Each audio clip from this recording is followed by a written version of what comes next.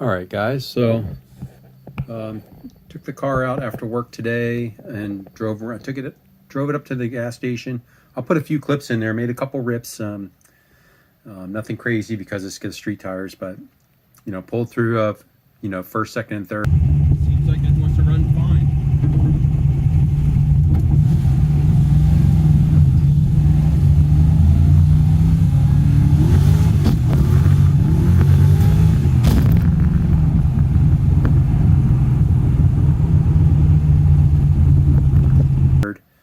And it did okay. You know, it's a handful on the street, but drove the car probably about 20 minutes and took it down the street, went up and got some gas, you know, just drove it around the back way, made a couple rips, and got home and pulled the plug, one of the plugs.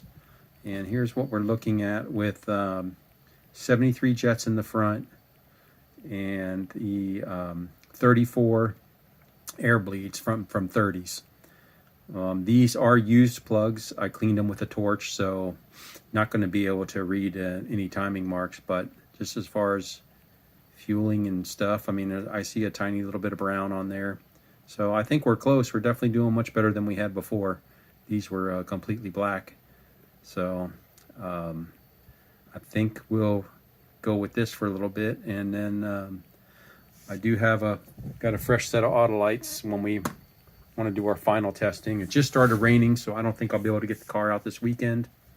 And I was hoping to install these flow tubes because the ones on the car are kind of collapsed a little bit and not sealing up. And then of course the ones I get looks like they ran over them with a truck or something. They're not even round. Well, this one's okay. This one is not even round, so I've got and it's filled with metal shavings, so it's kind of what you get nowadays. I think I've ordered from these guys before and had to return it.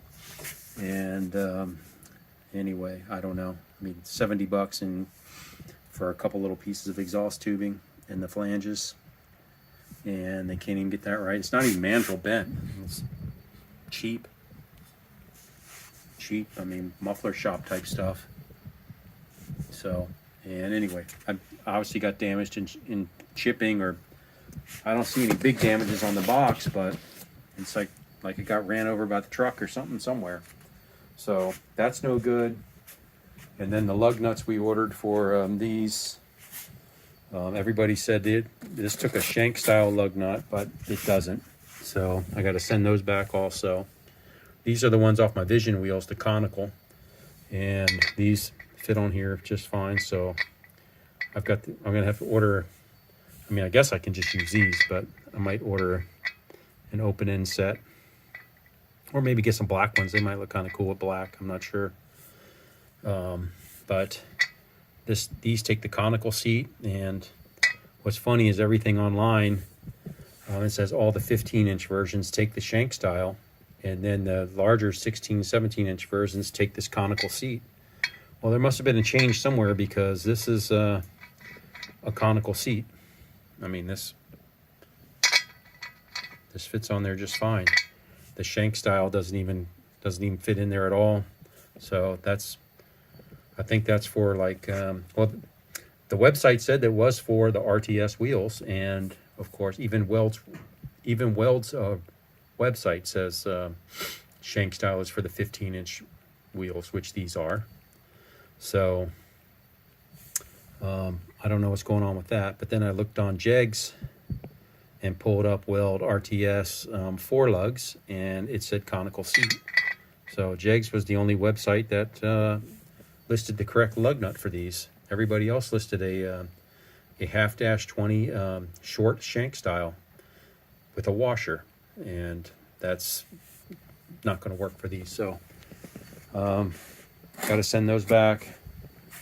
I mean, I'm not going to mess with them. They can make it right. I mean, I'll just wait. I mean, just get tired of paying good money for stuff, and it's packaged in a little plastic bag, and you know, it's not protected well. But either UPS stacked a bunch of heavy boxes on top of it, or it got ran over or something. I mean, but something crushed that. And I'm not paying $70. I mean, obviously that's not going to seal. If it's not even round, how's it going to seal to a round pipe? You know, that's frustrating. So frustrating. But nonetheless, pretty happy with the car. Again, took it out for the longest drive yet. 20 minutes out running around. You can probably hear the rain now. So, and then worked on these a little bit this morning and polished these up and tried to work on the curb rash. There's the new center caps. I mean, these are I think these are just copy welds off of eBay, but yeah, this one had some pretty bad road rash. I'm pretty sure somebody put this up pretty sure somebody popped their tire on the curb and put it up on the curb, because it is dinged up all the way around it. And this is after I've sanded it. So, as a matter of fact, the worst part of it right here, I actually had to get my porting stuff out, my sandpaper roll and carbide bits, to get the rough edges off of this, because it was so bent up. And if you look at the top, you see there's like a gouge missing out of it where it rubbed. So I sanded it down with 400 and just hit it with the polish, because some of these gouges are so deep. I mean, I'm not going to sand on it for that long. I just don't want it to be super noticeable, and I think it'll be fine. Here up in this area, I think it'll be fine once the tire's on it. So I did get the metal valve stems installed after we polished it. That was made a big difference. As far as polishing these out without the valve stem, and that with the power ball gets caught on that, and it was a lot easier without having that on there. So anyway, that's where we're at, guys. Kind of stalled out for anything we can do over the weekend with the rain. And I got the front runner tires for the I got front runners in over there, a new set of front runners for these, so those will be ready to go. Obviously I've got the other Hoosier QuickTime Pro to put on there, and we'll have something different to run around on instead of the 10 holes. But I've got the shock settings on these way too loose from running around today. It was bottoming out, so I will have to tighten these back up a little bit. But the drag setting was way too high, and then now I went way too loose, so I got to put a couple clicks, compression and rebound all the way around on these. So I'll probably do that tomorrow morning, just so I don't forget to do it, because I drove around and it was bottoming out, particularly when I went over speed bumps and stuff. So pretty lightweight springs in the front, so I'm gonna have to have some tighter shocks to keep it from bottoming out. Anyway, guys, I'll put a clip of a few rips in here, and we'll go from there. Oh, and let me know what you think of the spark plug here. This is what we ended up with. And again, this was a used plug I just cleaned with a torch. And that's the number 1 cylinder plug. See, yeah, there's a little color right there. And then again, I'm not going off the timing strap, because these were used. So I know NGKs, you only get one reading off of them, whatever coating it is.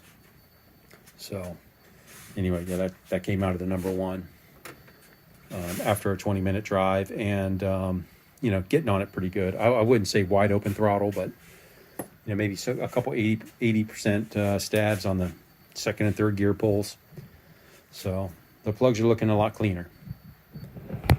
All right, everybody. Hope you have a great weekend.